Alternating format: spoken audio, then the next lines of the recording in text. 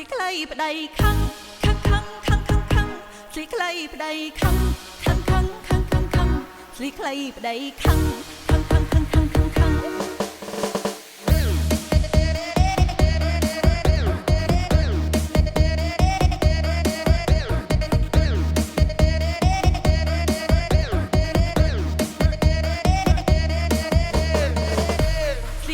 ប្តីខឹងណាស្រីខ្លីប្តីខឹងស្រីខ្លីប្តីខឹងណាស្រីខ្លីប្តីខឹងប្តីគាត់សម្បកសម្លឹង